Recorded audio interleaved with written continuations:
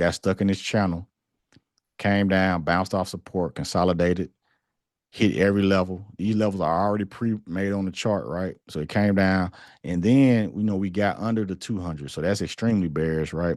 So we got under our 200. We already got our inverse arc telling us even inside of the pre-market box that it's finna try to early entry for puts. It's trying to dump Tesla. You see them selling their shares, and so they're pushing it down, and then we end up just getting stuck at support, open and close another candle with the wick and the body under support, and then they push down and it came right down to the next level of support, wick down to it, and it's consolidating. But you can see as it's dropping, the reason why I say these support levels and these black lines right here, especially when they're thicker, the thicker they are, the stronger they are, you coming right down to take profit levels like clockwork. You breaking, that's a target, take profit. You come in here until you break. So you got confirmation that it's going to come down, but then you open and close under this level again. You come right down. This is another take profit level. You coming right to your targets. And so, but you can tell that the stock is weak, once you break the pre-market low. And you can tell when the stock is going to break out when it's breaking above the pre-market high. I don't know what stock did good today. I'm going to try to find one in a second, but everything was kind of getting wrecked today. So let me see.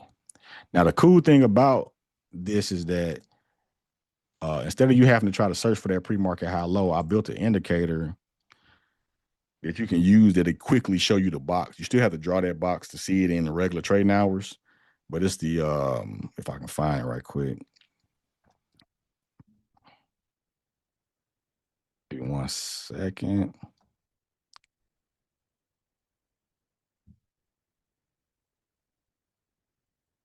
All right, so this wolf chart pre-market high, pre-market low indicator right here. Let's see, scripts.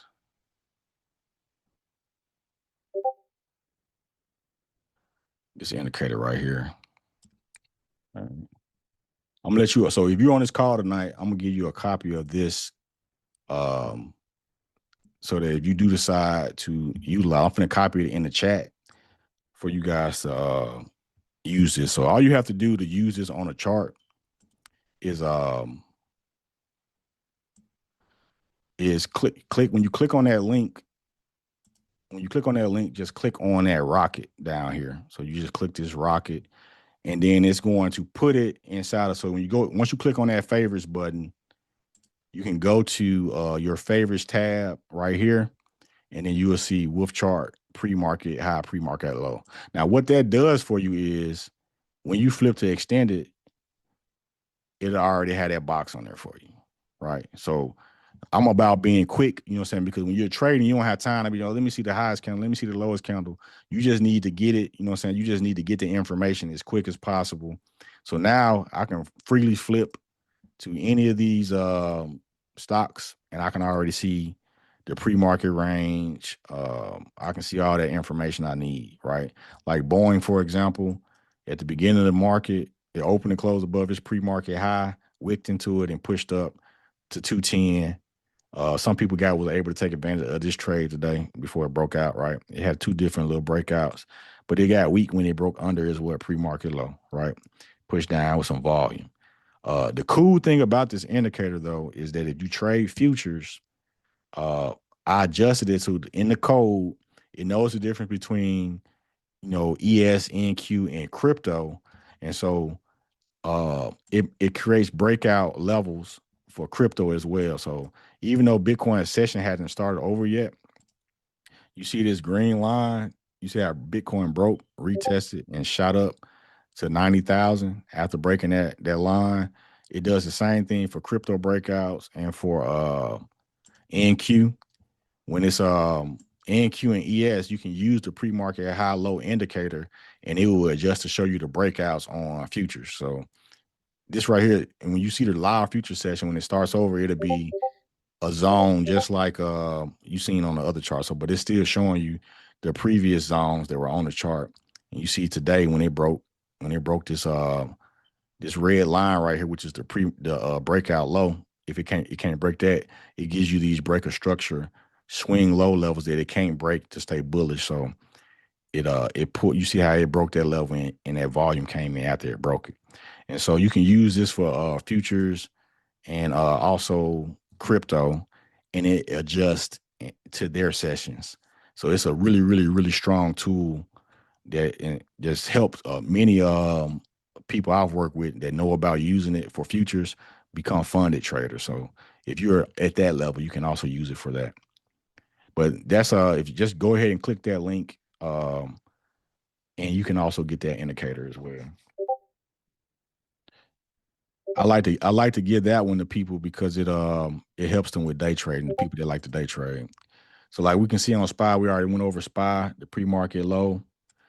Apple, you see it's respecting that pre-market level. Look, it broke it, pushed down, it tried to turn around in the session, came right back to what? The pre-market low, rejected, and they push back down. You can also partner this up if you're a person that uses the first 15-minute candle or the first 5-minute candle for ORB type of trading. You can partner it with that and trade, because some stocks you will get and they'll have a huge, if you ever see a stock and it has a huge pre-market zone, then you can use ORB, the first 5-minute candle, create a zone around that first 5-minute candle and play within the range of that pre-market zone. Okay. And we can see it. You'll just see it over and over again. And so why do I always use dominant candles? And sometimes you'll get faked out by some dominant candles. But look at this right here. Look at Eli Lilly. Huge big green candle pushing up on a 5-minute chart. But as beautiful as this candle probably was at opening, right? Um, it never opened and closed above the pre-market high, right? So the body of this candle is touching the top of this pre-market. This one is touching it. That one's touching it. That one's touching it. This candle tried to fake out. It pushed under the pre-market low, right? But it never opened and closed under it. But look at this small little green candle. You see that? It opened and closed fully under that pre-market low. And then after that, it couldn't get back in there, right? It just went ahead and confirmed the downtrend. It got stuck at this resistance, but this candle is the one that dominated and showed that dominant weakness under the pre-market low, because no part of that candle touched it. When it opened and closed fully under it like that, that's a signal that the stock is weak. The price is weak. And so it pushed up, grabbed liquidity, and just went ahead and broke down. This was also our level 3 candle. And because this is a bearish confirmation, because it's under this trend line and under the 12, it was a green candle, so we know that it's going to push back up and try to retest the trend line before it drops. And so just utilizing some of these confirmations, and it's nothing that you got to learn all in one day. What I've done is I created an AI that knows this wolf chart and, knows about, saying the smart money concepts, and it helps train, members that had a chart and things like that. But the biggest thing that I'm trying to give you all tonight is that you have to have a confirmation system, and you got to have a strategy to what you're doing, and you have to be able to see, things on the chart that affects the price and can prevent your stock from going in a certain direction. And what we're going to talk about tomorrow is risk management. So when you get in the trade, so once I enter a trade, then what? How do I know when to get out? How do I know where to exit?